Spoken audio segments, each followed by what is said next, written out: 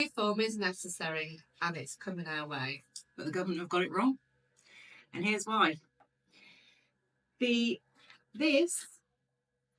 is a 3-bed detached house in a part of Telford. And how much is that worth? This is a £250,000 house. Okay. So what's the mortgage going to be on a property like that? Okay, so if you are a buyer, just a standard buyer, going to live there, this mortgage will cost you £30 less a month than if you're a landlord. That's not it.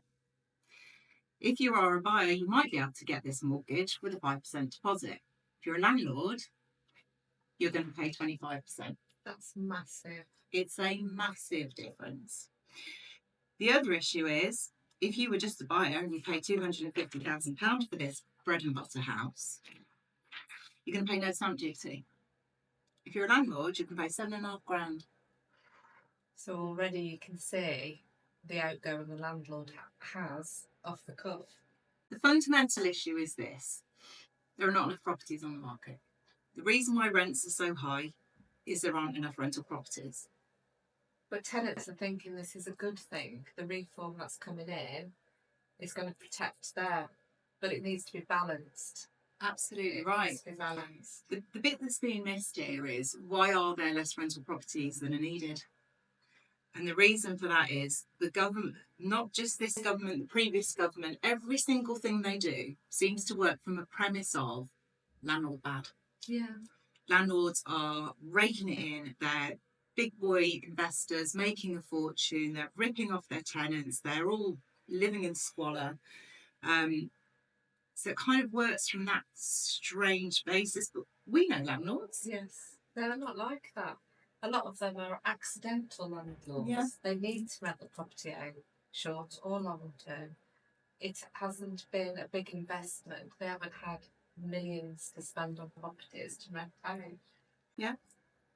A property like this as well, the energy rating for this is going to be D or below. So a landlord would be expected soon to get that rating back up.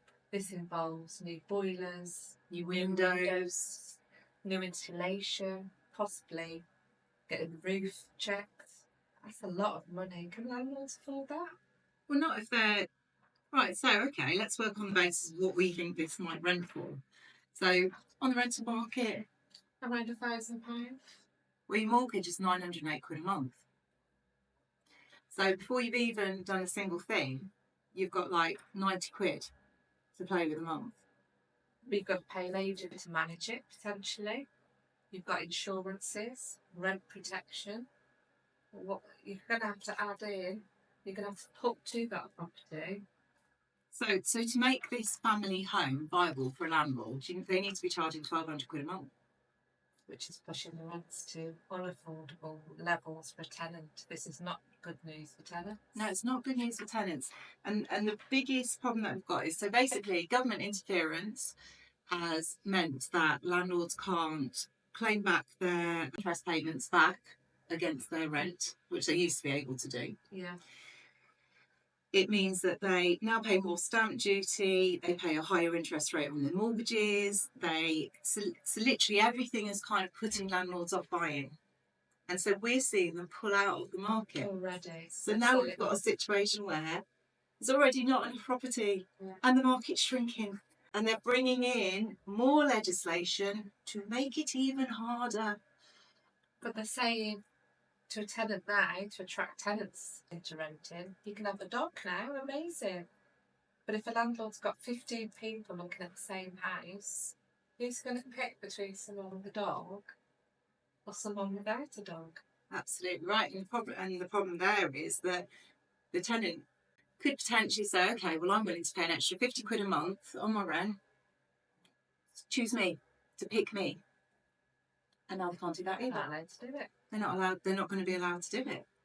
So if you are a tenant who's not perfect and you're up against people who on paper look better than you, for whatever reason, maybe you've got a little bit of adverse credit, you've got pets, you're a bigger family or something like that, and you're up against a couple with no animals and completely clean, you've got no way of actually saying to a landlord, take a try, take a punt on me. I'm willing to pay extra rent.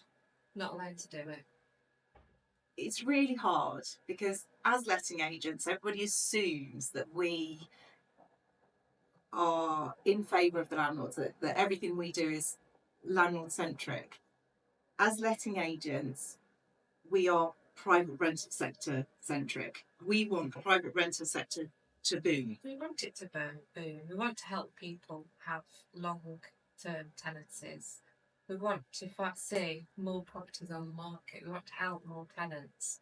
But this is putting landlords off. And the less landlords they are, the higher the rents will become. The scarcity situation will increase, and they will create more of the problem that they're attempting to fix, but they have just got it fundamentally wrong.